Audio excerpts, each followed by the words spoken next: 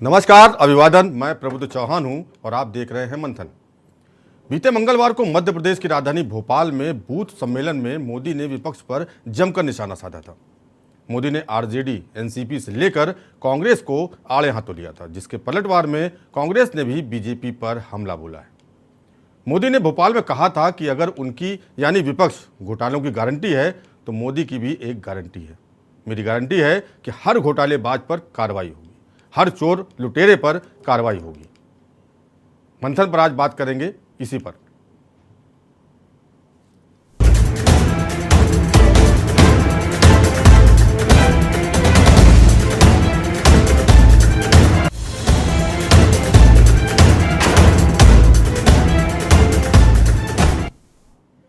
PM Modi ने भोपाल में कार्यकर्ता बूथ सम्मेलन में कहा था कि जिसने भी गरीब को लूटा है, देश को लूटा है, उसका हिसाब तो होकर ही रहेगा। आज जब जेल की सलाखें दिख रही हैं तब ये कवायद दिख रही है। उनका मिनिमम कॉमन प्रोग्राम इसी के लिए है। मोदी के बयान से तिलमिलाई कांग्रेस कहाँ चुप बैठने वाली थी। दूसरे ही दिन कांग्रेस के कद्दावर नेताओं की विरोध प्रतिक्रियाएं सामने आने लगी। मोदी ने पूरे विपक्ष को आईना दिखाया, लेकिन कांग्रेस ने भी तुरंत ही अपने तरकश के तीर निकालकर मोदी पर हमला बोल दिया। ऐसे में सवाल ये उठता है कि एक दूसरे को भ्रष्टाचारी बताने वाले दोनों ही दल कितने पाक साफ हैं, इसका आकलन कैसे किया जाए।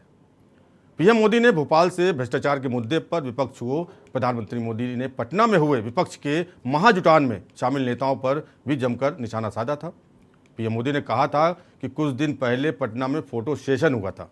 जितने लोग उसमें फोटो में शामिल हुए थे, इस बैठक में शामिल दलों के इतिहास को देखेंगे, उन सबको मिला लें तो कम से कम 20,000 करोड़ के घोटालों की गारंटी है।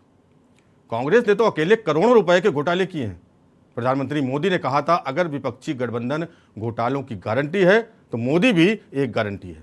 मेरी गारंटी है कि हर घोटालेबाज पर कार्रवाई, हर चोर लुटेरे पर कार्रवाई की गारंटी। जिसने गरीब को लूटा है, देश को लूटा है, उसका हिसाब तो होकर ही रहेगा। आज जब जेल की सलाखें दिख रही तब ये कवायद दिख रही है और इनका मिनिमम कॉमन प्रोग्राम इसी के लिए है। पीएम ने कहा था कि भ्रष्टाचार पर कार्रवाई से बचना, भाजपा कार्यकर्ता इसे जन जन तक पहुंचाएंगे, तब लोग देखेंगे उनका असली चेहरा, उनकी असली मंशा क्या है।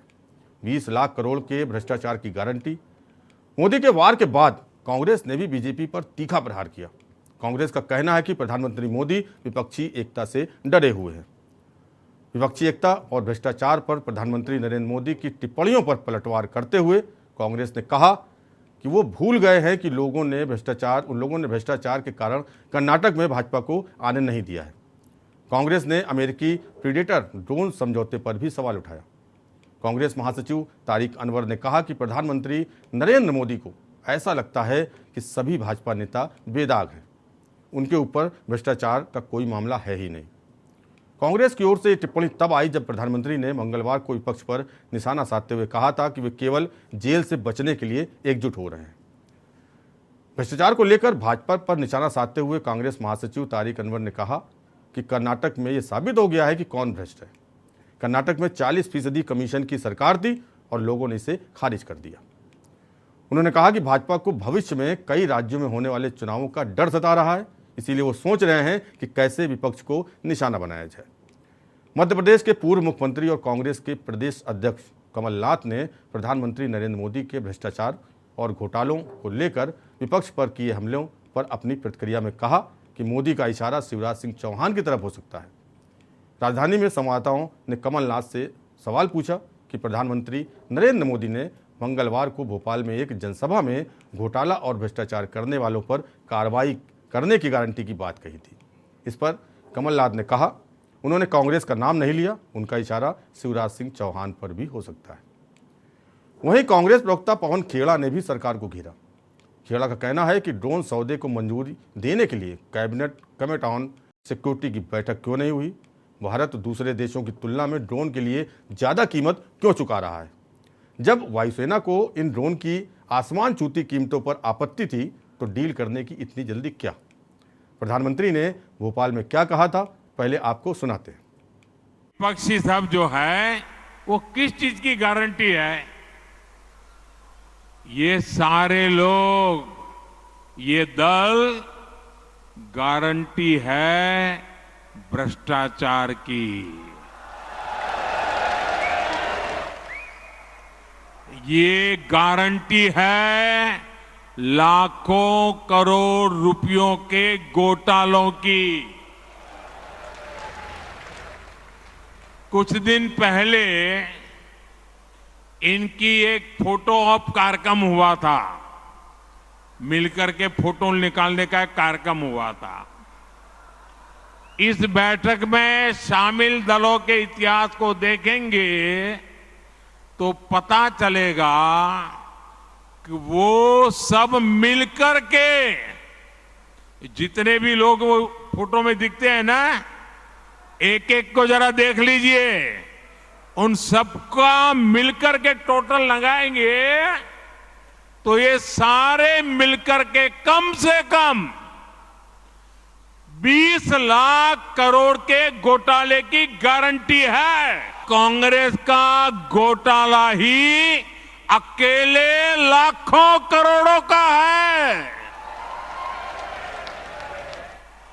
1,86,000 करोड़ का कोयला घोटाला, 1,76,000 करोड़ का 2G घोटाला, 70,000 करोड़ रुपए का कॉमनवेल्थ घोटाला शामिल है, 10,000 करोड़ रुपए का मनरेगा घोटाला, हेलीकॉप्टर से लेकर सबमरीन तक कांग्रेस के घोटाले से कोई ऐसा क्षेत्र नहीं है जो कांग्रेस के घोटाले की हाथ का शिकार न हुआ हो।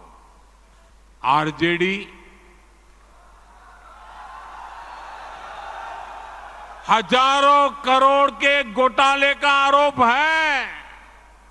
चारा घोटाला, अलकतरा घोटाला, पशुपालन शेड घोटाला, बाढ़ राहत घोटाला, आरजेडी के घोटालों की इतनी लंबी सूची है, अदालतें भी थक गई, एक के बाद एक सजा घोषित करती चली जा रही है। अगर उनकी घोटाले की गारंटी है तो मोदी की भी एक गारंटी है।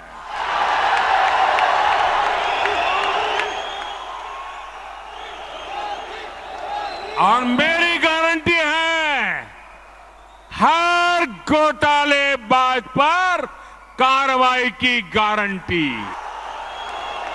हर चोर लुटेरे पर कार्रवाई की गारंटी। जिसने गरीब को लूटा है, जिसने देश को लूटा है, उसका हिसाब तो हो करके रहेगा।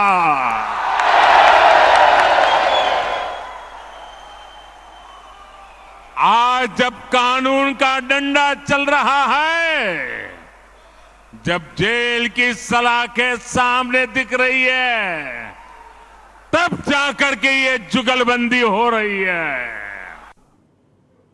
ये तो हुई मंगलवार को प्रधानमंत्री का विपक्ष पर हमला, जिसमें उन्होंने छाती ठोककर भ्रष्टाचारियों पर कार्रवाई की बात कही थी। इसके बाद कांग्रेस भी आक्रामक हो गई और कई नेताओं की प्रतिक्रियाएं आई। कांग्रेस प्रवक्ता पवन खेड़ा ने भी बीजेपी शासनकाल में हुए घोटालों का जिक्र करते हुए जवाबी हमला बोला। क्या कुछ कहा खेड़ा ने, पहले सुनिए।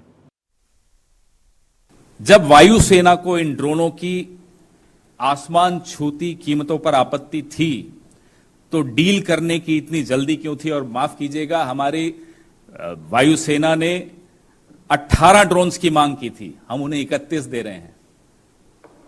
कुछ तो राज है। मैंने मेक इन इंडिया के विषय में आपको बताया है। 8 से 9% टेक्नोलॉजी ट्रांसफर पर हम क्यों सहमत हो गए? सिर्फ 8 से 9% टेक्नोलॉजी। ये हमारा तीसरा सवाल है।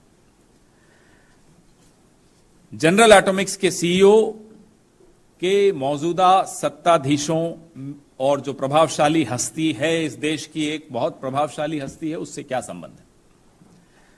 हम मांग करते हैं कि इस ड्रोन डील में पूरी तरह से पारदर्शिता लाई जाए ताकि हिंदुस्तान प्रधानमंत्री मोदी के कारण एक बड़े घोटाले में, राफेल के बाद ये दूसरा बड़ा घोटाला होगा, एक और बड़े घोटाले में ना फंस जाए, क्योंकि मोदी सरकार राष्ट्रीय हितों को खतरे में डालने के लिए जानी जाती है। इसलिए हमारे सवाल प्रासंगिक हैं और हम उम्मीद करते हैं कि सरकार से कहीं जवाब आएगा। बीच बीच में राजनाथ सिंह जी ने कल परसों में कुछ बोला है, पीआईबी की तरफ से भी कुछ स्पष्टीकरण आए हैं। तो कुल मिलाकर बीजेपी, सत्ता पक्ष और विपक्ष आमने सामने आ गए हैं। ये कोई नई बात नहीं है कि जब आमने सामने वार पलटवार हो रहा हो, लेकिन जिस तरीके से 5 राज्यों के चुनाव होने हैं उसके बाद जो टारगेट है, चाहे वो पक्ष हो चाहे विपक्ष हो, सत्तासीन बीजेपी हो या फिर जो एकजुट होने जा रही विपक्ष खेमा जो है, वो 24 को टारगेट कर आगे बढ़ रहा है। और इसी कड़ी में एक दूसरे की कमियां ढूंढना, हालांकि ये 2014 में भी बीजेपी का अस्त्र था, जो उन्होंने घोटाले की जो फहरिस्त इन्होंने पीएम नरेंद्र मोदी ने जो कल दी भोपाल से, और राफेल की तरह जो कांग्रेस ने बताया है कि जो ये ड्रोन वाला जो सौदा हुआ है ये राफेल का ही दूसरा रूप है। कुल मिलाकर 2024 की तैयारी को लेकर अब द्वंद्व शुरू हो चुका है जो चरम पर है, और इसी पर चर्चा करने के लिए आज हमारे साथ मेहमान जुड़ चुके हैं। दिल्ली से बीजेपी के प्रवक्ता खेमचंद शर्मा हमारे साथ जुड़ गए हैं। खेमचंद जी, बहुत बहुत स्वागत है आपका डिबेट में आने के लिए, समय देने के लिए। और ब्रजभूषण सिंह परिहार, राजनीतिक विश्लेषक, उत्तराखंड से हमारे साथ जुड़ गए हैं। ब्रजभूषण सिंह, बहुत बहुत स्वागत, अभिनंदन आपका। और आनंद तारण, मध्य प्रदेश से कांग्रेस प्रवक्ता आनंद तारण हमारे साथ जुड़ गए हैं। बहुत बहुत स्वागत आपका आनंद जी। और मनीष श्रीवास्तव, हमारे ब्यूरो चीफ लखनऊ, वो भी जुड़ चुके हैं। मनीष जी, आपका भी बहुत बहुत स्वागत। तो सबसे पहला सवाल खेमचंद शर्मा बीजेपी प्रवक्ता से करेंगे। खेमचंद जी, जिस तरह से कांग्रेस ने पीएम मोदी के वार का पलटवार कहा जा सकता है, उसको लेकर जो घोटालों का जिक्र किया है और जो ड्रोन का सौदा अमेरिका के साथ हुआ है भारत का, उसको राफेल की तर्ज पर बताया है, क्या कहना है आपका? देखिए, बिल्ली खम्बा नोचे, अगर राफेल की तर्ज पे बताया है तो हम सब जानते हैं कि राफेल पे 100% पारदर्शिता थी। कोर्ट में भी गया, कोर्ट ने भी माना राहुल गांधी को माफी मांगनी पड़ी। जनता की अदालत में भी भारतीय जनता पार्टी अध्यक्ष ने नरेंद्र मोदी जी की डील को सराहना दे। वो जरूरत थी, वो हमारी सेना को मौजूद करने के लिए लंबे समय से मांगते, लेकिन ये कांग्रेस ही कर नहीं पाए। भारतीय जनता पार्टी ने करके दिखाया, इनके प्रोपेगेंडा के बावजूद करके दिखाया, इनके जो फॉल्स इनके एलिगेशंस थे उसके बावजूद करके दिखाया। अगर ये कहते हैं कि ड्रोन की डील भी राफेल की तरह है, तो 100% ड्रोन की डील भी हमारी पारदर्शिता के साथ प्रस्तुत है। 100% उसमें शुद्धता है, कोई भी उसमें 0.111% का भी कोई उसमें तालमेल नहीं है, बिल्कुल सही है। कांग्रेस जब ऐसी कहती है तो इसका मतलब कांग्रेस के पास कहने के लिए कुछ नहीं है। भारतीय जनता पार्टी देश हित को ध्यान में रखते हुए काम करती है, सेना के हित को ध्यान में रखते हुए काम करते हैं। आज बहुत सारे चैलेंज है हमारे, चाइना का चैलेंज है, पाकिस्तान का चैलेंज, और हम देख रहे हैं किस तरीके से पाकिस्तान अब ड्रोन का उपयोग करके भारत में हथियार बेचने का काम करता है, नशीली दवाइयां भेजने का काम करता है, आतंकवाद को फैलाने का काम करता है। आज भारत को 2 फ्रंट पे मॉनिटरिंग के लिए आज आधुनिक टेक्नोलॉजी चाहिए, ड्रोन चाहिए, और ऐसे ड्रोन जो अटैक कर सकते हैं, जो फॉरवर्ड लाइन पे जाके फाइट कर सकते हैं, तो उनकी जरूरत थी, तो इसीलिए सरकार ने उनका फैसला लेकिन लिया। शर्मा जी, जो बताया जा रहा है, कांग्रेस प्रवक्ता पवन खेड़ा जो आरोप लगा रहे हैं कि वायुसेना को 18 ड्रोन की जरूरत थी, 31 को दिए जा रहे हैं, और जबकि इतनी बड़ी कीमत है एक ड्रोन की। पवन खेड़ा ये सवाल उठाया है कांग्रेस ने। पवन खेड़ा जी बताएं कि 18 की डिमांड कब रखी गई और कब तक के पीरियड के लिए सेना ने इसकी मांग की। अगर मैं पवन खेड़ा जी के अनुसार जाऊं तो राफेल की मांग तो अटल जी की सरकार के बाद कुछ समय के तुरंत बाद इनके पास रखी गई कि भाई हमें आधुनिक फाइटर जेट चाहिए, लेकिन कांग्रेस नहीं दे पाई। अगर फ्यूचर को ध्यान में रखते हुए आने वाले 5 साल के लिए या 10 साल के लिए अगर हम एसेट क्रिएशन कर रहे हैं तो उसमें सवाल कहाँ है? इनके पास कोई भी मुद्दा नहीं है, ये मुद्दा लेस है, ये पूरी तरीके से इनके पास कोई भी बात करने के लिए नहीं है, सिर्फ आरोप लगाने के लिए आरोप लगाना है। ठीक है। आनंद तारण जी, कांग्रेस प्रवक्ता मध्य प्रदेश से जुड़े हैं हमारे साथ। आनंद जी, जिस तरह से शर्मा जी बता रहे हैं कि पवन खेड़ा जी को कैसे मालूम कि 18 वायुसेना ने ड्रोन मांगे हैं, क्या कहना है आपका? और कब तक के लिए मांगे, क्योंकि फ्यूचर की नीड भी है। आनंद जी, आनंद जी आवाज आ रही है आपको? शायद म्यूट है। चलिए रुक करते हैं। मनीष श्रीवास्तव हमारे ब्यूरो चीफ लखनऊ से जुड़ गए हैं। मनीष जी, जिस तरह से कांग्रेस पहले बीजेपी ने वार किया, उसके बाद कांग्रेस का पलटवार है, तो 5 राज्यों में चुनाव भी हैं। कर्नाटक में कांग्रेस की जीत हुई है, बीजेपी की हार हुई है, और उसके बाद अब जिस तरह से 2014 वाला मंजर फिर देखा जा रहा है, क्या आपका कहना है इस मामले में? देखिए प्रभु जी, आपको बता दें कि जिस तरह से 2014 के चुनाव के टाइम पर भी सबसे बड़ा अगर मुद्दा था भारतीय जनता पार्टी के पास, तो वो था भ्रष्टाचार के खिलाफ लगाम लगाने का। उनका साफ ऐलान, अगर आप पुरानी स्पीच उठा के देख लीजिए मोदी सरकार की या बीजेपी के तमाम प्रवक्ताओं की, तो उन्होंने साफ तौर से कहा था कि हम भ्रष्टाचार को खत्म कर देंगे, जड़ से खत्म कर देंगे। जो विदेशों में पैसा जमा है स्विट्जरलैंड बैंक में, उनको हम वापस लाएंगे स्विस बैंकों में। लेकिन ये तमाम वादे 2014 में किए थे, फिर 2019 में, और जनता इसी आस से लगातार भारतीय जनता पार्टी को अपना वोट दे रही है, और वो चाह रही है कि जो देश से भ्रष्टाचार है वो खत्म हो सके। एक बार फिर क्योंकि चुनाव है मध्य प्रदेश में, लगातार साख भारतीय जनता पार्टी की दांव पर लगी हुई है, क्योंकि कर्नाटक में जिस तरह से कांग्रेस ने जीत हासिल की, वो भारतीय जनता पार्टी के लिए कहीं ना कहीं बेचैनी का सबब है। यही मुख्य कारण है कि भारतीय जनता पार्टी के खुद प्रधानमंत्री नरेंद्र मोदी ने मध्य प्रदेश में जाकर के इस तरह का ऐलान किया, और उन्होंने साफ तौर से विपक्षी एकता पर सवाल निशान लगाया कि जिस तरह से बिहार में जो तमाम विपक्षी दल एकजुट हुए थे, उन्होंने सभी जो मुख्य विपक्षी दल है, चाहे वो एनसीपी हो, चाहे वो टीएमसी हो, चाहे वो कांग्रेस हो, उनका जिक्र करते हुए उन सभी के बारे में उन्होंने घोटालों का जिक्र किया। तो जनता को उम्मीदें भारतीय जनता पार्टी से हैं, लेकिन भारतीय जनता पार्टी की जो कार्यशैली है, बीते 9 सालों से भारतीय जनता पार्टी को जनता देख रही है। और शायद जिस तरह से कर्नाटक में 40% कमीशन को लेकर के बात हुई थी, शायद एक सबसे बड़ा हार का कारण जो बताया जा रहा है कर्नाटक में, वो भारतीय जनता पार्टी के 40% कमीशन का था। जिस तरह से खेमचंद जी ने कहा कि लगातार हम, चाहे राफेल की डील हो, चाहे वो ड्रोन की डील हो, उसको लेकर के वो अपना बचाव कर रहे हैं। लेकिन विपक्ष जिस तरह से लगातार मोदी सरकार पर हमलावर है, मोदी सरकार को ये बताना होगा कि अभी तक जो विदेश में ले जाके भेजा, चाहे वो तमाम, अगर हम बात कर लें, चाहे विजय माल्या की बात कर लें, मोदी की बात कर लें, नीरव मोदी की, ये तमाम लोग विदेश में गए, लेकिन उनको अभी तक वापस नहीं लाया जा सका, ना ही उनके ऊपर कोई इस तरह की कार्रवाई, हालांकि कानूनी कार्रवाई चल रही है, लगातार उनके ऊपर आरोप लगते भी रहे हैं, लेकिन जिस तरह से जो सख्त कदम भारतीय जनता पार्टी की तरफ से अपेक्षा करती है जनता कि वो तुरंत त्वरित कार्रवाई करके उसको न्याय दिलाए, उसमें कहीं ना कहीं भारतीय जनता पार्टी पिछड़ रही है। और यही एक मुख्य कारण है कि लगातार जो विपक्षी दल हैं वो एकजुट होकर के भारतीय जनता पार्टी पर हमला कर रहे हैं। जी मनीष जी, तो बहुत अच्छी बात है। अब रुक करते हैं ब्रजभूषण परिहार, उत्तराखंड से राजनीतिक विश्लेषक हैं। ब्रजभूषण जी, जिस तरह से मोदी के बाद अब कांग्रेस की तरफ से बयान आया है और ड्रोन को राफेल से जोड़ा जा रहा है, राफेल खरीद का जो सौदा हुआ था उसको अमेरिकी ड्रोन से जोड़ा जा रहा है, क्या आपका मानना, सोचना है इसमें, क्या कहना है? सबसे पहले आपके लोकप्रिय चैनल से मैं सभी लोगों को सादर अभिवादन, वंदन और नमन करता हूँ। जहां तक मेरा मानना है कि जब भी किसी भी देश में, लोकतांत्रिक देश में चुनाव आएंगे तो इस तरह के आरोप प्रत्यारोप के दौर शुरू ही, और जब ये आरोप प्रत्यारोप के दौर शुरू हो जाते हैं तो सत्ता पक्ष का ये कर्तव्य बन जाता है कि विपक्ष के द्वारा उठाए गए सवालों का जवाब दें। 2014 का जो इलेक्शन था, मेरा मानना है कि वो पूरी तरीके से भ्रष्टाचार पर आधारित था, और शायद जो मैंडेट मिला था भारतीय जनता पार्टी को, वो भ्रष्टाचार के ऊपर ही उन्हें मैंडेट मिला। लेकिन एंटी इनकम्बेंसी फैक्टर लागू होने के बाद वर्तमान समय में भारतीय जनता पार्टी के जो तथाकथित दोष हैं, जो बहुत उसे आर्थिक रूप से सफलताएं नहीं मिल पाई हैं, और उसके बाद राफेल में भी कोई बहुत संतोषजनक उत्तर नहीं दिया। मात्र हंगामा करना उत्तर नहीं होता।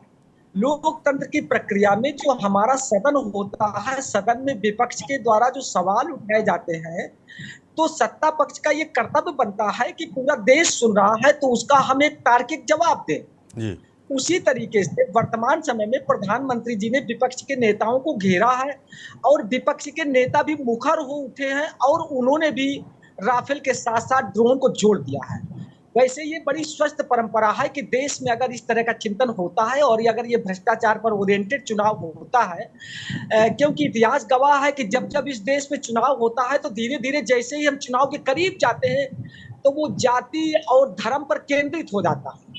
शुरुआत बहुत अच्छी होती है, शुरुआत में तो लगता है कि हम बहुत विकसित राष्ट्र के निवासी हैं, लेकिन अंत इसका बहुत भद्दा होता है।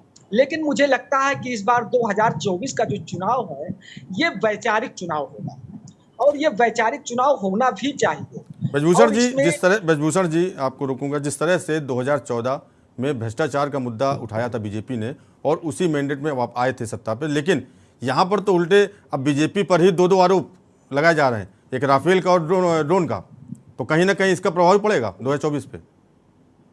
2024 में इसका प्रभाव बहुत ज्यादा पड़ेगा और जहां तक मेरा मानना है कि ये चुनाव बहुत बॉटम पर होगा, बहुत नियर अबाउट होगा जाकर के। वैसे इसके पहले मैं एक बात ये स्पष्ट कर दूं कि भारतीय इतिहास में राजनीतिक रूप से प्रत्येक लगभग 20 साल के बाद किसी एक पार्टी को हटाना और विपक्ष को एक हो जाना, लेकिन विपक्ष मिल करके सरकार नहीं चला पाते, ये असफलता इनके साथ लगी थी।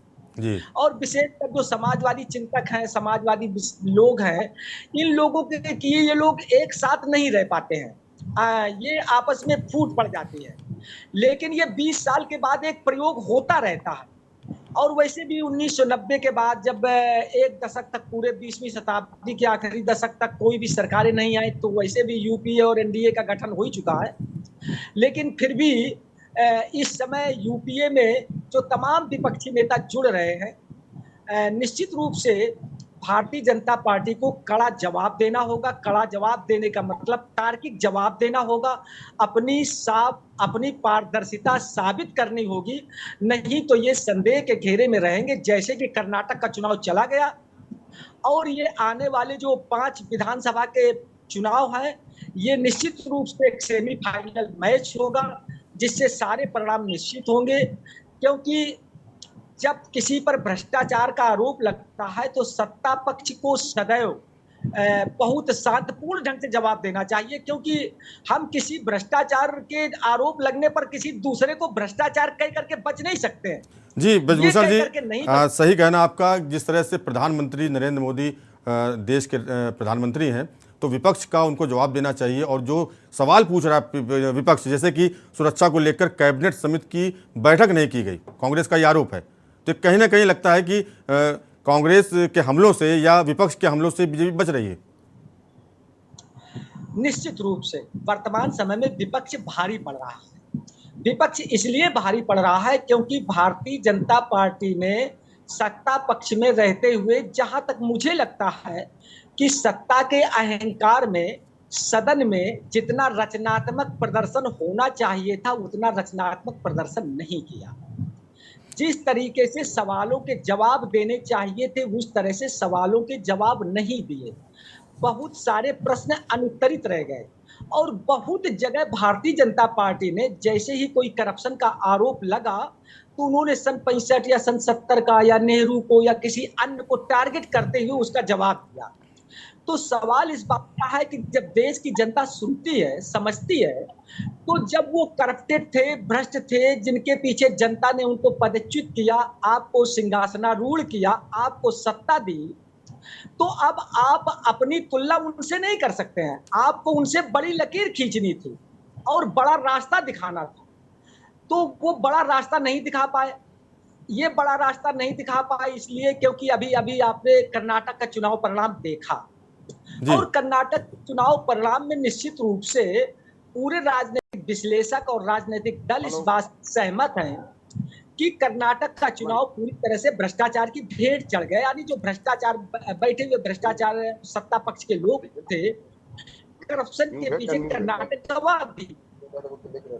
जी ब्रजभूषण जी, ठीक कहना आपका। खेमचंद शर्मा जी से सवाल पूछना चाहूँगा। शर्मा जी, जिस तरह से विपक्ष लगातार कह रहा है कि केंद्र की सीबीआई और ईडी का डर दिखा करके और चुनाव में जितने विपक्षी दल के लोग हैं उनको जेल के अंदर से चुनाव लड़ना चाहते हैं।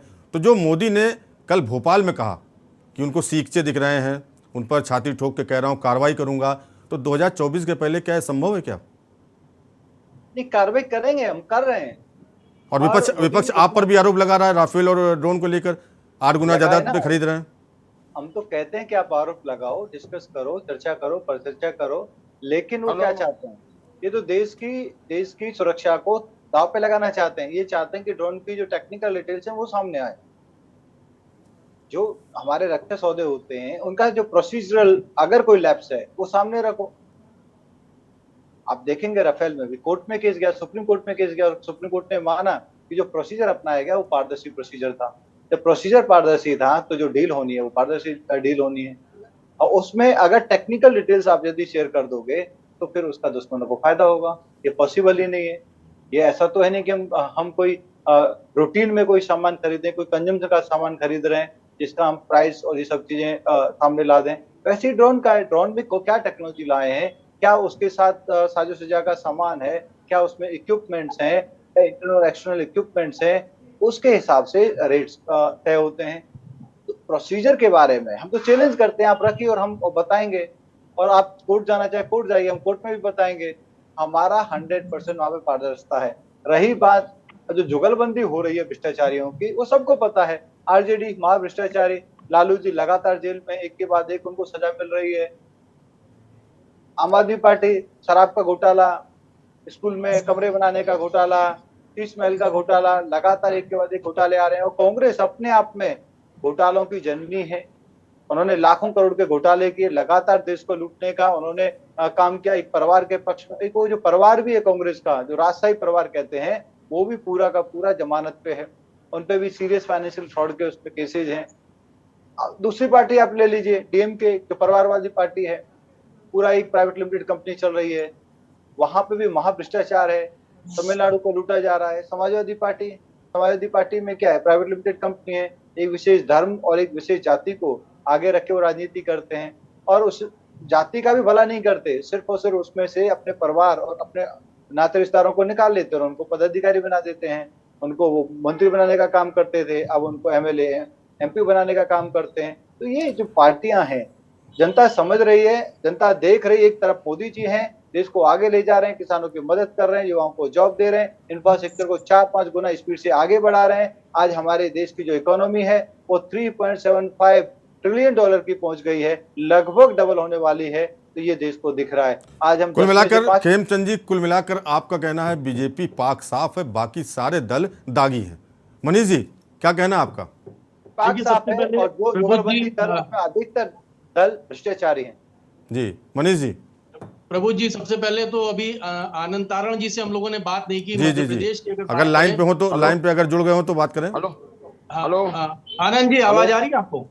हाँ मेरे को आ रही है। मेरी आवाज आ रही है? जी जी जी। आनंद जी बताइए कि जिस तरह से मध्य प्रदेश में आने वाले समय में चुनाव है विधानसभा का, आप क्या देखते हैं कि क्या माहौल बन रहा है भारतीय जनता पार्टी की शिवराज सरकार की? अगर हम बात कर लें तो तमाम दावे आज प्रधानमंत्री ने किए मध्य प्रदेश से। आपको क्या लग रहा है कि कहां पर भारतीय जनता पार्टी अपने को वहां पर इस समय समझ रही है, आपके अगर कंपैरिजन करें कांग्रेस से? तो देखिए, मध्य प्रदेश में कल आदरणीय मोदी जी आए और यहाँ से उन्होंने सब पे भ्रष्टाचार का आरोप लगाया। तो भैया, भ्रष्टाचार का आरोप लगाया, पहले तो अपने लोगों को देखें कि जो अपने मित्रों ने जो भ्रष्टाचार करके और हिंदुस्तान छोड़ के भाग गए वो कितने हजार करोड़ का है, उसको भी देखें। दूसरा ये है कि मध्य प्रदेश की सरकार ने, भाजपा सरकार ने 215 महीने में 224 घोटाले किए। ऐसा लगता है कि उसकी जांच करी जाए, सबसे पहले उस पर अटैक कर रहे हैं, ऐसा लग रहा है। और दूसरा ये कि उन्होंने डीजल पेट्रोल की बात की। उन्होंने बोला कि पेट्रोल 100 रुपये के पार नहीं होना चाहिए, 100 के अंदर होना चाहिए। तो सबसे पहले तो मध्य प्रदेश की शिवराज सिंह सरकार उस कटघरे में, तो निश्चित रूप से कहीं ना कहीं मोदी जी का इशारा शिवराज सिंह चौहान की तरफ है, जैसा कि हमारे आदरणीय अध्यक्ष कमलनाथ जी ने, जो पूर्व मुख्यमंत्री, उन्होंने लगाया। तो निश्चित रूप से आज मध्य प्रदेश में ये हालत है कि भारतीय जनता पार्टी के बड़े बड़े नेता कांग्रेस की तरफ मुंह देख रहे हैं। और कमलनाथ जी ने साफ बोल दिया कि हमारे लोकल स्तर के नेताओं से चर्चा कर लें आप, और इसके बाद हम आपको शामिल कर लेंगे। लेकिन आनंद जी, जिस तरह 2024 के चुनाव के पहले जो बैठक हुई, विपक्षियों ने, सारे दलों ने बैठक करी, उसमें एकजुट होकर के किसी ने राहुल गांधी या ना कांग्रेस का नाम लिया कि कांग्रेस आगे लीड करे। आप क्या मानते हैं, कहीं ना कहीं विपक्षी दल में फूट है, कहीं ना कहीं टीएमसी, ममता बनर्जी चाह रही कि वो नेता कौन है, विपक्ष का नेता कौन? विपक्ष के नेता के तौर पे आप किसको मानते हैं? देखिए, एक बात है कि आज जो हालात हैं, आज जितने भी विपक्षी दल हैं, हर विपक्षी दल की निगाह कांग्रेस की तरफ है। सब देख रहे हैं कि जो भारत जोड़ो यात्रा आदरणीय राहुल गांधी जी ने निकाली थी और उसकी आशासी सफलता मिली है, जिस तरह से सफलता मिली, और कर्नाटक में जो अभूतपूर्व कांग्रेस को विजय प्राप्त हुई है, और जो कमीशन का खेल जो भारतीय जनता पार्टी के, अगर आदरणीय हमारे प्रधानमंत्री, सबके प्रधानमंत्री, देश के प्रधानमंत्री हैं, मगर प्रधानमंत्री को सबका ध्यान रख के बात करनी चाहिए। लेकिन अभी उन्होंने जो बात की कि फोटो सेशन, तो मैं याद दिलाना चाहता हूं कि जब हमारे सैनिकों की शहादत हुई थी, 40 सैनिकों की शहादत हुई थी, तब आदरणीय प्रधानमंत्री जी फोटो सेशन करा रहे थे, और ये आदत उनकी लगातार 9 वर्षों से, जब से वो सत्ता में आए, फोटो सेशन के बगैर उनका काम नहीं चलता। कहीं भी फोटो खिंचवाते हैं, आपने देखा होगा, तो सोशल मीडिया पे हमेशा चलता रहता है। लेकिन आनंद जी उन्होंने ये कहा कि जो चेहरे दिख रहे हैं वो सब आरोपी हैं भ्रष्टाचार के, ये उन्होंने कोट किया। देखिए ये तो आने वाला समय बताएगा कि आरोपी कौन है। अरे भाई, आप जब सत्ता में आए थे तब आपने क्या बोला था कि हम काला धन लेके आएंगे, हम 2000 लोगों को नौकरी देंगे, हम हर भ्रष्टाचारी को सजा देंगे, हम डीजल पेट्रोल के रेट कम करेंगे, और हमारा सर्व से माथा झुक रहा है, रुपये का अवमूल्यन हो रहा है, उसको ठीक करेंगे। तो आज ये सब एक शब्द भी कहीं ठीक हुआ है? और उन्होंने एक और बात बोली थी नोटबंदी के बाद कि 50 दिन के अंदर किसी भी चौराहे पे बुला लेना, हम आ जाएंगे। तो भैया एक बात बताइए, जो 2000 रुपए का नोट बंद हो गया, अब इनका इस बारे में क्या? तो ये जो भारतीय जनता पार्टी की सरकार है, निश्चित रूप से आज पूरे देश का भारतीय जनता पार्टी की सरकार से मोह भंग हो गया। चाहे वो नरेंद्र इसका जवाब लेंगे खेमचंद शर्मा जी से। खेमचंद जी, इनका जवाब दीजिए आप। देखिए, जिस तरह की, एक मिनट, जिस तरह की चीजें आ रही है सामने, खेमचंद जी, आनंद जी सीनियर लीडर हैं, और कहीं ना कहीं वो घबराए हुए भी हैं कि मध्य प्रदेश में पुनः भारतीय जनता पार्टी की सरकार आ रही है, क्योंकि वहाँ जो कांग्रेस का हाल है बहुत ही बुरा हाल है। 1.5 साल में जिस तरीके से मध्य प्रदेश को उन्होंने लूट डाला, जिस तरीके से वहां पे अफरा तफरी कर दी, जिस तरीके से जंगल राज फैला दिया, वो आज भी लोगों को याद है। भारतीय जनता पार्टी वहां पे जनमानस के लिए काम कर रही है, किसानों को एम्पावर कर रही है, पीएम किसान के माध्यम से सेंट्रल सरकार मदद दे रही है, तो लोकल स्तर पे मामा जी वहाँ पे मदद कर रहे हैं, बहन बेटियों को वहाँ पे सहायता दी जा रही है, स्कूल कॉलेज वहाँ पे बनाए जा रहे हैं। वहाँ पे जो आप रोड देखोगे, सड़कें देखोगे, गांव गांव तक एक बढ़िया वर्ल्ड क्लास स्टैंडर्ड की सड़कें बनाई गई हैं, युवाओं को वहाँ पे एम्पावर किया जा रहा है। आज फार्मिंग सेक्टर मध्य प्रदेश का बाकी आसपास के जितने भी स्टेट्स हैं उससे ज्यादा स्पीड से प्रोग्रेस कर रहा है। और अब ये बात करते हैं डीजल पेट्रोल की, राजस्थान पड़ोस का प्रदेश है, वहां पे लगभग 10 से 12 रुपए डीजल और पेट्रोल मध्य प्रदेश से महंगा है। तो मध्य प्रदेश बहुत अच्छे से काम कर रहा है, भारत बहुत अच्छे से काम कर रहा है, और जो लोग भारतीय जनता पार्टी के खिलाफ इकट्ठे हो रहे हैं उनके पास कोई मुद्दा नहीं, जनता का मुद्दा नहीं, जनता की भलाई का कोई काम नहीं है उनके पास। तो आप राजस्थान से कंपैरिजन कर रहे हैं, खेमचंद जी, आप पूरे राजस्थान से कंपैरिजन कर रहे हैं मध्य प्रदेश का, लेकिन पूरे देश में महंगाई चरम पर है। क्या आप इस बात को नकार सकते हैं?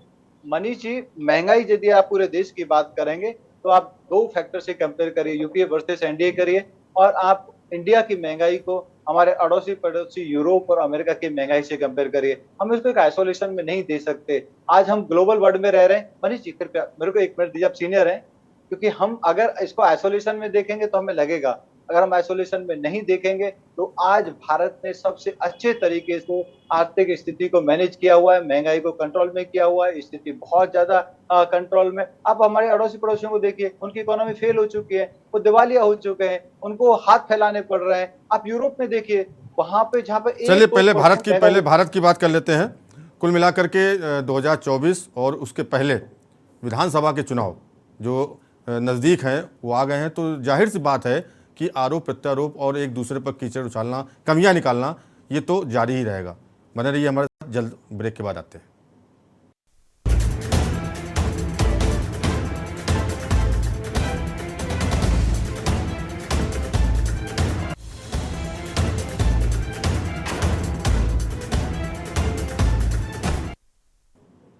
तो जहां पीएम मोदी ने पूरे घोटालों की फेहरिस्त जनता के सामने रखी, चाहे वो आरजेडी हो, चाहे बीजेपी हो, कांग्रेस हो, चाहे कांग्रेस हो, एनसीपी हो या आरजेडी हो, लेकिन इन सब के बावजूद विपक्ष भी कहीं ना कहीं स्टैंड करके उल्टा बीजेपी पर आरोप लगा रहा है घोटाले का। चर्चा इसी पर हो रही है और हमारे साथ वरिष्ठ पत्रकार बिहार के कुमार कौशलेंद्र जुड़ गए हैं। लेकिन उससे पहले राजनीतिक विश्लेषक ब्रजभूषण सिंह परिहार से जानना चाहेंगे, दोनों को आपने सुना, बीजेपी और कांग्रेस, क्या कहना है आपका? जी, ये निश्चित रूप से चुनाव मैंने पहले भी कहा था कि बॉटम पर होगा, क्योंकि जिस तरह से भारतीय जनता पार्टी 2014 में इस चुनाव में हावी हुई थी, तो बहुत सारे आरोपों के जवाब नहीं दे पा रही। उसी तरीके से बहुत सारे आरोप जो वर्तमान समय में भारतीय जनता पार्टी पर लग रहे हैं, उसका वो रचनात्मक जवाब नहीं दे पा रही, उसका सही ढंग से काउंटर नहीं कर पा रही। जैसे मणिपुर की घटना, प्रधानमंत्री जी मौन है। जैसे नोटबंदी पर एक पत्र जारी नहीं हुआ, जबकि वास्तविकता होनी चाहिए थी। उसी तरीके से अगर राफेल पर आरोप लगा, वर्तमान समय में ड्रोन पर आरोप लगा, तो मुझे लगता है कि भारत की जो वर्तमान सरकार है, इसे आगे बढ़ करके इसका सही जवाब देना चाहिए, क्योंकि अगर हम सही जवाब नहीं दे पाते हैं तो हम शंकाओं के घेरे में आ जाते हैं। जी, जैसा कि ब्रजभूषण जी, खेमचंद शर्मा जी पड़ोस के राज्य राजस्थान में पेट्रोल डीजल की बात कर रहे हैं, लेकिन पूरे देश की पेट्रोल डीजल की बात नहीं कर पा रहे, सड़कों की बात कर रहे हैं। ब्रजभूषण जी, एक चीज सबसे बड़ा सवाल जो उठ रहा है वो विपक्ष के चेहरे को लेकर के उठ रहा है कि आखिर जो विपक्ष है उसका चेहरा कौन होगा। कांग्रेस पर क्या आप उम्मीद लगा रहे हैं कि क्या राहुल गांधी को बतौर चेहरा प्रधानमंत्री पूरा विपक्ष स्वीकार कर पाएगा? ये एक बड़ा सवाल है। ये बहुत बड़ा सवाल है और बड़ा रहस्यमयी सवाल है और बहुत कठिन सवाल भी है। आपका अनुभव क्या कहता है? मेरा अनुभव तो ये कहता है कि शायद ऐसा लगता है कि वो कांग्रेस के नेता राहुल गांधी को ये चेहरे के रूप में स्वीकार कर लेंगे, क्योंकि ये केवल कयास है, क्योंकि लालू यादव का दिया गया इशारा। और मुझे लगता है कि अरविंद केजरीवाल दिल्ली की सरकार में, टीएमसी या अन्य लीडर्स जिनमें प्रधानमंत्री की महत्वाकांक्षाएं हैं, उन्हें अच्छी तरीके से पता है कि भारतीय जनता पार्टी के प्रचार तंत्र के आगे, आईटी सेल के आगे वर्तमान समय में हम कहीं पर टिक भी नहीं सकते। देखिए, दो चीजें हैं ब्रजभूषण जी। जिस तरह से विपक्ष की बैठक के बाद जो खबरें आ रही थी कि अरविंद केजरीवाल बैठक को छोड़ के चले गए, क्योंकि उन्होंने कहा कि कांग्रेस हमें समर्थन करे राज्यसभा में, तब हम उसका साथ देंगे। तो अभी से कहीं ना कहीं खटास आ गई है पूरे विपक्ष में, और भारतीय जनता पार्टी इस चीज को बखूबी जानती है कि अगर विपक्ष को उसने तोड़ दिया तो वो सत्ता पे बहुत आसानी से काबिज हो सकती है। सबसे बड़ा चेहरा भारतीय जनता पार्टी के साथ में जो है वो हिंदुत्व का चेहरा है।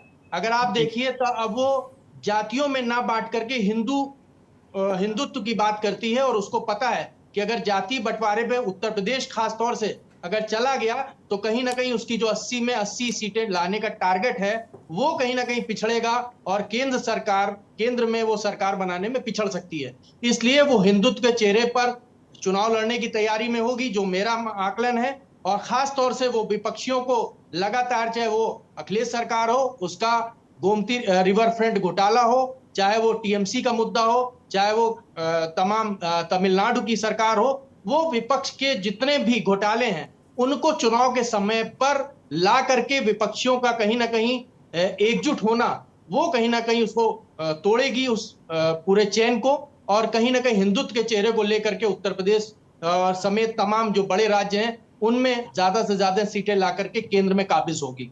ये मेरा आकलन है। आप क्या कहना चाहेंगे? जी, अगर भारतीय जनता पार्टी को लगता है कि चुनाव मुझसे जा रहा है तो वो निश्चित रूप से हिंदुत्व पर प्रखर होंगे, हिंदुत्व के मुद्दे को केंद्र पर लाने की कोशिश करेंगे।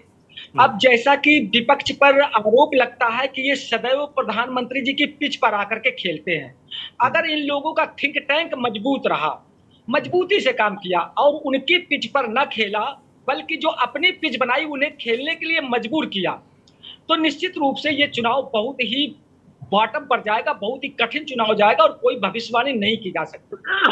हमारे साथ वरिष्ठ पत्रकार कुमार कौशलेंद्र जी भी जुड़े हैं। कुमार सर, आप क्या कहना चाहेंगे इस पूरी पर चर्चा को? अनम्यूट कर ले प्लीज अपने को।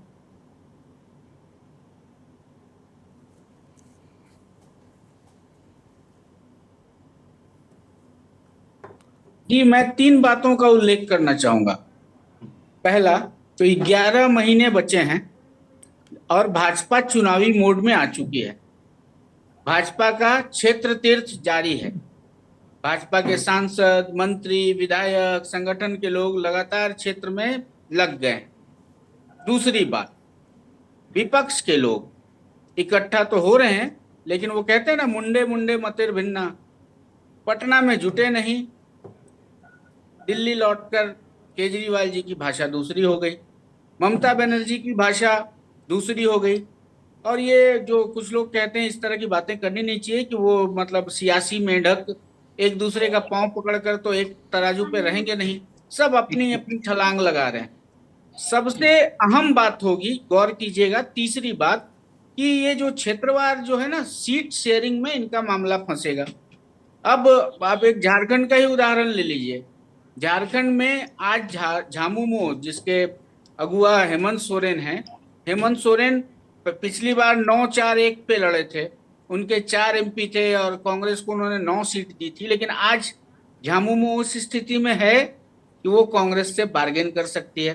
क्या झामुमो 4 सीटों पे मान जाएगी? बिहार में भी सीट शेयरिंग नहीं हो पाएगा। सीट शेयरिंग में पेंच अन्य स्टेट्स में भी फंसेगा। तो फिर विपक्ष की एकता होगी नहीं। और इतिहास रहा है भारतीय राजनीति का कि विपक्षी एकता में स्थायित्व तो कभी भी नहीं रहा। ये आप 67 से देख लें, जब भी विपक्षी एकता हुई, स्थायित्व तो नहीं रहा। तब सबसे बड़ा सवाल कुमार जी यही है कि एनसीपी भी है, टीएमसी भी है, कांग्रेस भी है और तमिलनाडु की भी है। तमाम जो बड़ी सरकारें हैं जो राज्य में अपना अपना एक पूरा तरह से अगर हम बात कर लें 2014 के पहले जो सरकारें बनी है उनमें सभी का गठबंधन रहा है, चाहे वो आरजेडी रही हो।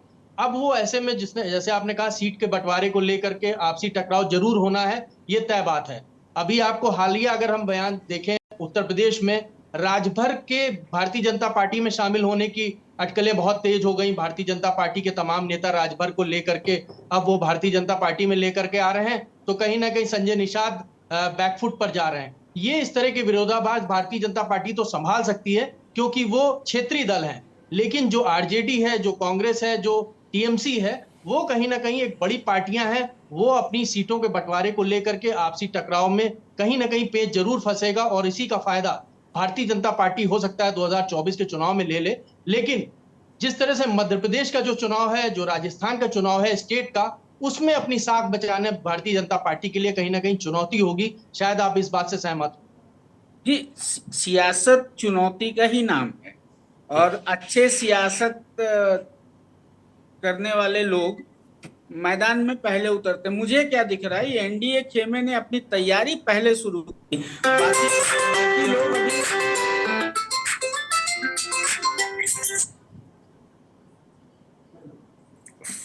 जी आनंद, आप कुछ कहना चाहेंगे? संपर्क कट गया है कुमार जी, अनम्यूट कर लें प्लीज। बाकी दलों की अभी तक तैयारी भी नहीं शुरू हुई। बाकी दल अभी तक इसी में उलझे हुए हैं कि 12। अब इसमें हम जैसे पत्रकार बैठ के, अब लालू जी ने वहां पर एक शगुफा छोड़ा मजाक में, राहुल जी आप शादी कर लीजिए, तो हम लोग उसमें भी तथ्य तलाश रहे हैं कि लालू जी ने एक इशारा दे दिया कि वो कांग्रेस के साथ लड़ेंगे। तो चूंकि हम लोगों,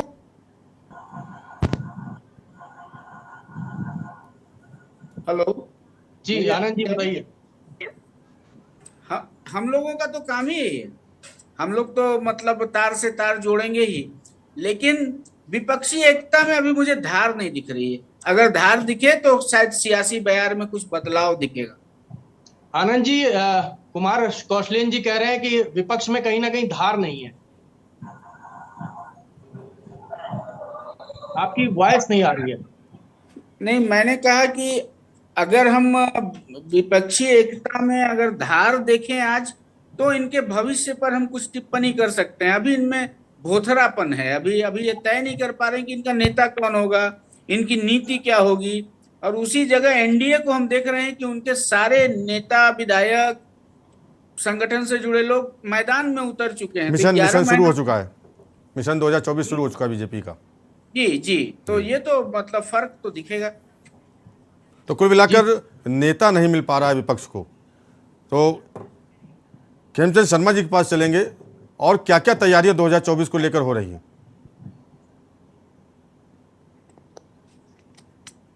अनम्यूट कर ले खेमचंद जी, अनम्यूट कर ले। देखिए, भारतीय जनता पार्टी का पिछले 1 महीने से महासंपर्क अभियान चल रहा है।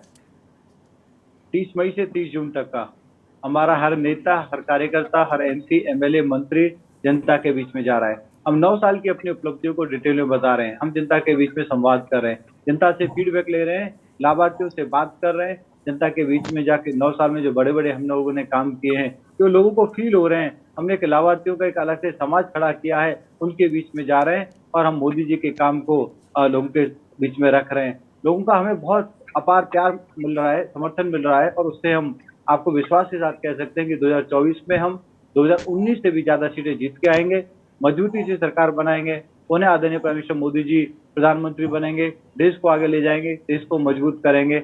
और हमारे हर एक कार्यकर्ता ने बीड़ा उठा लिया है, संकल्प लिया है कि हम जब तक मिशन 2024 को अच्छे तरीके से कंप्लीट नहीं कर देंगे, हम ठहरेंगे नहीं। खेमचंद जी, मोदी मित्र, मुस्लिमों का कार्ड खेला जा रहा है मोदी मित्र का। कल भोपाल में प्रधानमंत्री मोदी ने पसमानदा मुसलमानों के लिए कहा था, बड़ी दयनीय स्थिति है उनकी, बड़े दिक्कत में जी रहे हैं वो लोग पसमानदा मुसलमान। तो विपक्ष ये कह रहा है 9 साल में आपने क्या किया उनके लिए? हमने तो बहुत कुछ किया, हमने तो सबके लिए किया। क्या हमारा जो पीएम किसान की सहायता है, क्या पसमानदा को नहीं जा रही है? पहले क्या होता था, मुसलमान के नाम पर राजनीति करने वाले लोग 10 से 15% जो मुसलमान होते थे उनको लाभ देते थे। 80 से 85% जो मुसलमान है उनके पास लाभ जाता ही नहीं था। हम पीएम किसान के माध्यम से जो सपोर्ट दे रहे हैं सबको जा रही है। हम पीएम आवास योजना के माध्यम से 3 करोड़ से ज्यादा हम लोगों ने जो घर दिए हैं, 35% के आसपास वो घर मुसलमानों को दिए जा रहे हैं, और उसमें पसमानदा मुसलमानों को फायदा हो रहा है। हमने वैक्सीन लगाई, सबको लग रही है। हम जब फ्री में राशन दे रहे हैं तो सभी गरीबों को जा रहा है, और उसमें पसमानदा मुसलमानों को भी वो राशन मिल रहा है, उनको लाभ मिल रहा है। अब उनको बेसिक नीड के लिए दर दर नहीं भटकना पड़ रहा, बेसिक नीड उनकी पूरी हो रही है। हम आयुष्मान भारत कार्ड के तहत करोड़ों लोगों का इलाज करा रहे हैं, और करोड़ों लोगों का जब इलाज हो रहा है तो उसमें सभी का इलाज हो रहा है, पसमानदा मुसलमानों का भी इलाज हो रहा है। हम सबका साथ, सबका विकास, सबके विश्वास के साथ, सबके सहयोग के साथ आगे बढ़ रहे हैं। हम सबके लिए काम करते हैं, एक विशेष वर्ग को टारगेट करके हम लोग काम नहीं करते। हमारे और उनके काम करने के तरीके में सिर्फ इतना फर्क है, वो अपीजमेंट के लिए काम करते हैं, हम एम्पावरमेंट के लिए काम करते हैं। आनंद जी 10 से 15% लोगों के लिए काम कर रहे थे, हम 100% लोगों के लिए, 100% भारतीयों के लिए काम कर रहे हैं। जी, आनंद तारण जी, आप सुन रहे हैं, पसमानदा मुसलमानों के लिए पिछली सरकारों ने कुछ नहीं किया, बीजेपी ने बहुत कुछ किया है। क्या जो मोदी मित्र बनाए जा रहे हैं उससे कांग्रेस को मुसलमानों का वोट छिटकेगा? या कांग्रेस को किसी से दिक्कत नहीं है, क्योंकि कांग्रेस सबके लिए, कोई मुस्लिम अकेले की बात नहीं है, पूरे देश के लिए, देश के अंतिम व्यक्ति के उत्थान के लिए कांग्रेस लगी रहती है। ये इस तरह की जो तोड़ फोड़ की नीति कर रहे हैं, इससे कुछ नहीं होने वाला। भाई मस्जिदों में जा रहे हो आप लोगों के मकान तोड़ रहे हो, लोगों में आपस में लड़ाई झगड़े करवा रहे हो, आपने हिंदू मुस्लिम करवा रहे हो, और इधर आप कहीं मस्जिद में जा रहे हो, कहीं पसमानदा मुसलमानों की बात कर रहे हो। तो आज जनता के दिल और दिमाग से भारतीय जनता पार्टी उतर चुकी है। आदरणीय मोदी जी का जो रूप सब आ रहे हैं सामने, वो निश्चित रूप से लोगों को उनके ऊपर विश्वास कम होता जा रहा है। तो अब जो बातें कर रहे हैं, वो बार बार जो चीजें आ रही हैं सामने, इन चीजों से कुछ होने जाना नहीं है। लेकिन जो अब जो आगे आने वाले चुनाव हैं, चाहे देश भर में कहीं भी चुनाव हो, निश्चित रूप से अब भारतीय जनता पार्टी को हर चुनाव में भारतीय जनता पार्टी को नुकसान होगा। भारतीय जनता पार्टी जहाँ सत्ता में, वो सत्ता से बाहर होगी, और जो उनकी स्थिति है, जो मजबूती है, उस मजबूती भी कम होगी। ये अब भारतीय जनता पार्टी या मोदी जी को ये सरल नहीं है कि अगले 2024 में आदरणीय मोदी जी को हम प्रधानमंत्री के रूप में देखें। निश्चित रूप से अब जो विपक्ष है, विपक्ष का ही प्रधानमंत्री इस देश में होगा। आज जो विपक्ष की एकता की बात चल रही है, विपक्ष में प्रधानमंत्री कौन होगा? एकता नहीं है, तो निश्चित रूप से देखिए, जो एकता की बात कर रहे हैं, एकता होगी और जरूर होगी, क्योंकि आज हर व्यक्ति के लिए, हर पार्टी के लिए तकलीफ दे है आज भारतीय जनता पार्टी सरकार, क्योंकि जो स्थिति आ रही है, कहीं ना कहीं दबाव की राजनीति कर रहे हैं। तारण जी, पीएम तो डिसाइड करना होगा कि अगर आप आएंगे सत्ता में तो पीएम कौन बनेगा? अभी समय बहुत है, 9 महीने है, 9 महीने में सब हो जाएगा। और दूसरा ये है कि जो भारतीय जनता पार्टी में शामिल हो रहा है, वो बिल्कुल तिलोपाल की जगह शुद्ध है। ये वो देश की जनता नहीं देख रही है सब चीजें, कि जो व्यक्ति को आपने दोषी करार दिया और अगर उसने भारतीय जनता पार्टी की सदस्यता ज्वाइन कर ली, तो भारतीय जनता पार्टी के सदस्य हो गए, तो वो बिल्कुल शुद्ध हो गए। तो कितने लोगों पे कार्रवाई की? और 9 साल से प्रधानमंत्री जी इस कुर्सी पे बैठे हैं, 9 साल में उन्होंने कितने लोगों किस दल का दामन दागदार नहीं है नेताजी, ये बताइए, किस दल का दामन दागदार नहीं है? अरे भाई, हम तो कह रहे सबका दागदार है, तो आप कार्रवाई क्यों नहीं करते? आप बहुत ईमानदार है ना, आप बोलते हैं ना खाऊंगा ना खाने दूंगा, तो फिर आप क्यों नहीं करते कार्रवाई? क्यों डर रहे हैं? आप जो आपके साथ कार्रवाई हो रही है तभी राहुल गांधी को दर्द हो रहा है, तभी तो सोनिया गांधी जी को दर्द हो रहा है, तभी तो कांग्रेस को दर्द हो रहा है। कार्रवाई हो रही है। अरे भाई, कार्रवाई करिए ना, कार्रवाई क्यों नहीं करते? आप में हमें तो कार्रवाई करते। अल्लाह मचा रही है, तभी डीएमके अल्लाह मचाता है, तभी आरजेडी अल्लाह मचा रही है, तभी सारे विपक्ष कह रहा है, विपक्ष कह रहा है ईडी का गलत प्रयोग हो रहा है। खेमचंद जी, अगर आप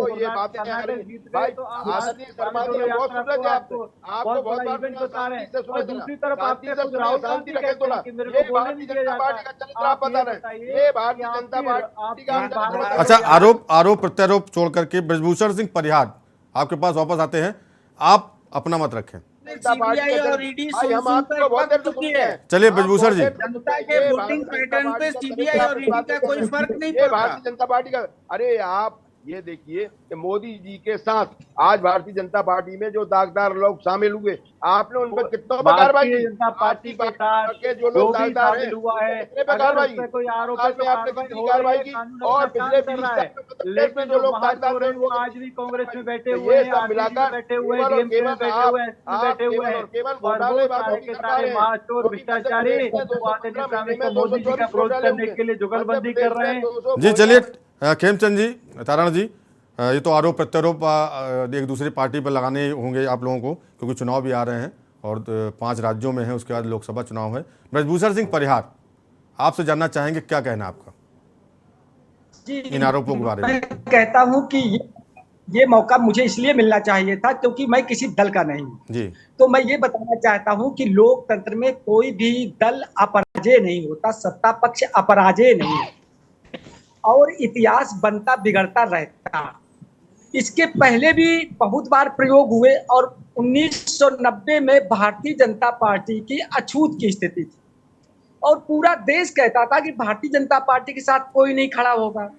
लेकिन ठीक 24 साल बाद ये स्थिति आई कि भारतीय जनता पार्टी में ही पूरा देश हो गया। उसके बाद जो भी सत्ता पक्ष होता है वो निश्चित रूप से गर्व से भरा हुआ होता है, एंटी इनकम्बेंसी फैक्टर होता है, तो इसका लाभ विपक्ष को मिलेगा। और बची बात कि अरविंद केजरीवाल चले गए, उनके सुर बदल गए। देखो, ये राजनीति में दबाव समूह की राजनीति होती है, बार्गेनिंग की राजनीति होती है। बार्गेनिंग की राजनीति में लोग आखिरी किनारे तक जाते हैं और फिर स्थितियां संभाल लेते हैं। कांग्रेस के पक्ष में भारत जोड़ो यात्रा का बहुत बड़ा लाभ है, निश्चित रूप से चुनाव कड़ा होगा।